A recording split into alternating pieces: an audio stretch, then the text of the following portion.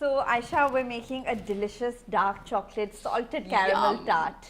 Very few ingredients go into making it, and two ingredients that are essential in making it is our Nestle whipping cream and our Nestle heavy cream as well. What is the difference between this purple cream and the yellow orange cream? As far as our whipping cream is concerned, it has a higher fat percentage, which is why it whips really well. It becomes nice and stiff. You can decorate a cake with it or a dessert with it. You can make super yummy trifles with it. So there's really a lot that you can do.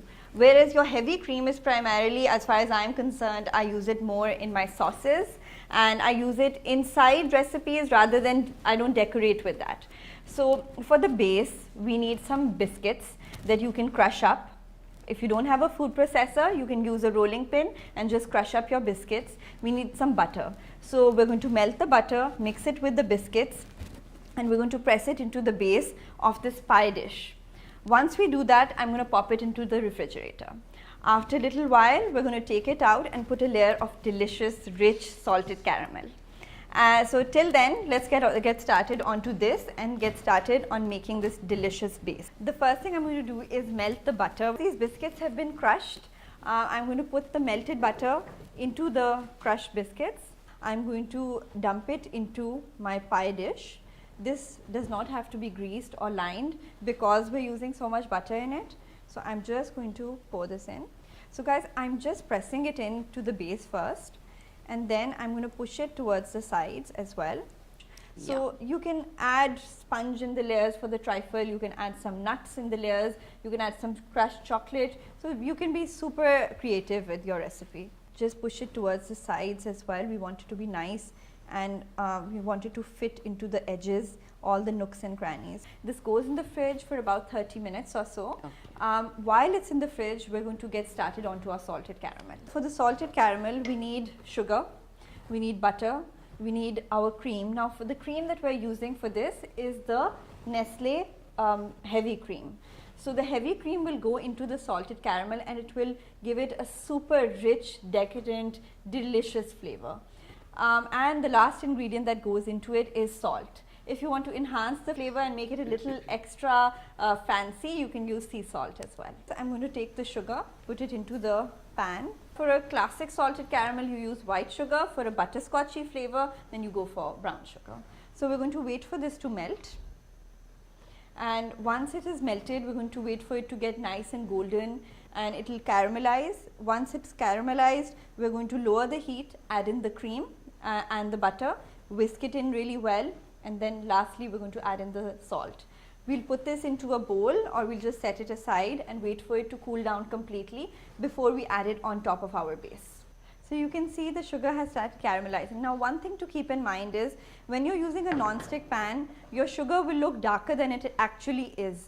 This is one mistake that my students have ended up making, that they think that the sugar has caramelized and they quickly add in the rest of the ingredients. The way to check it is you take a small amount and put it inside a white bowl, so that once you get that nice caramel color inside this, that is when you have to stop.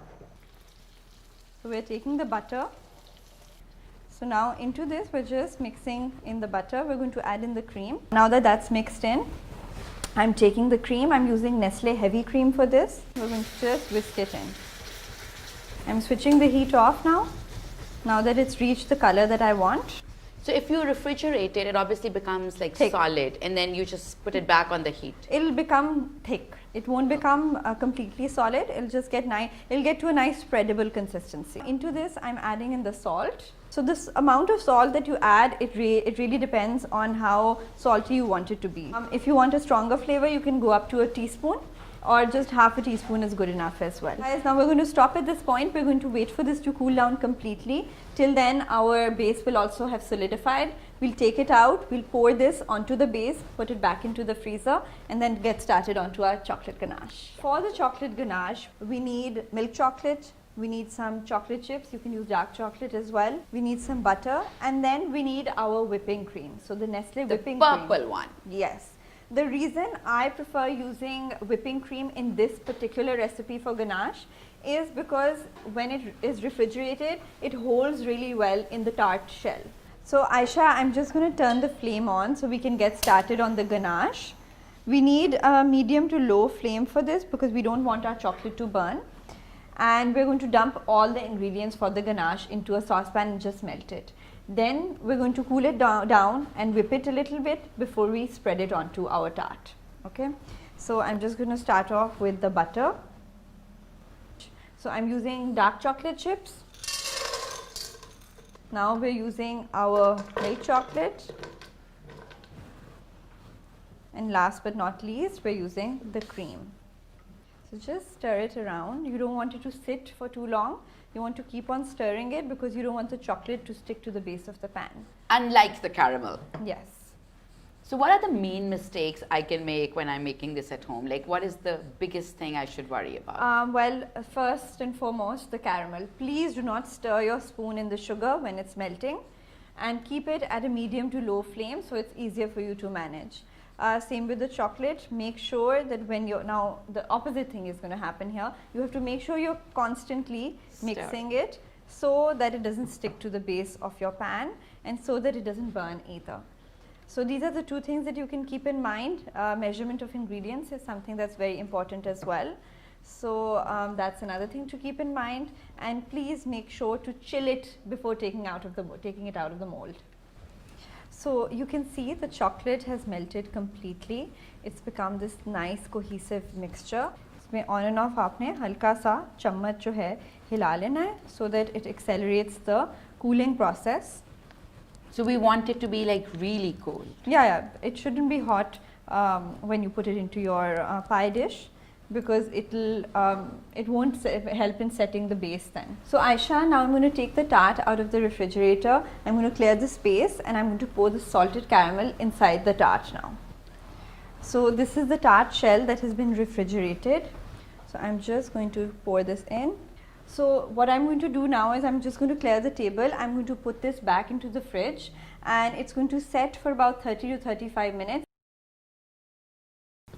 So that's like your tip for chocolate ganache. Use the purple whipping cream instead of the orange one. Yes, that's my tip. How long do you have to whisk it? About 2 minutes. Oh, that's like nothing. Yeah.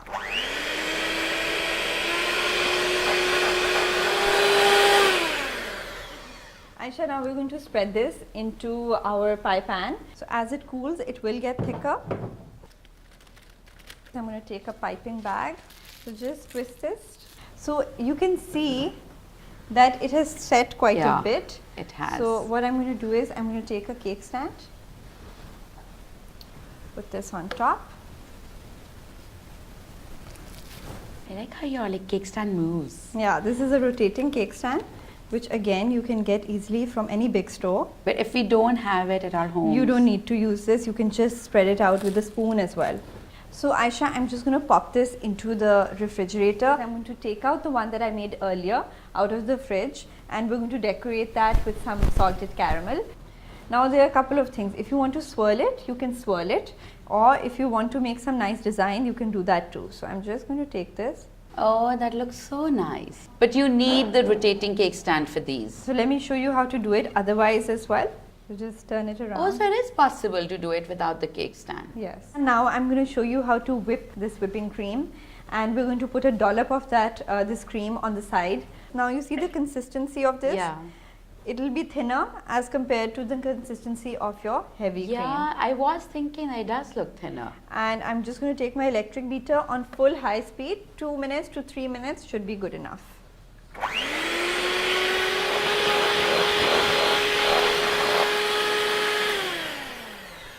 So you see how nice and... Yes. Oh wow, that's like an unbelievable transformation. I'm going to put it on top of Aisha's head now, and I'm going to do this trick with my kids. So this is how stiff it should be. And it looked like water like 2 minutes back. Yeah. So now we're going to take a spoonful of this. We can put it next to our tart. I could like scoop it up. Oof, I just love it. So there you go. Now I'm just going to drizzle this on top. Oh, it's so amazing. Yeah. You can taste everything, the crunch, the caramel. It's so good. I'm glad you like it. So guys, you can easily replicate this recipe at home. 2 vital ingredients, Nestle Milk Pack Cream, Heavy Cream, and Nestle Whipping Cream. These 2 ingredients are a must. With these 2 ingredients, you can make this simple dish into something really fabulous. And everyone, this is Whip It Weekends. This is just the first episode. And remember, now we want all of you to become chefs. All you have to do is follow Manise's recipe, like step by step. Follow the recipe, post a picture video on Scary Yummy, and you will win a masterclass. So just imagine you getting first an online masterclass, then you're actually going to come in and learn how to make many more desserts. So keep following Whip It Weekends. Every week we're going to bring you a fantastic new episode with a fantastic new chef who's going to whip it up with you.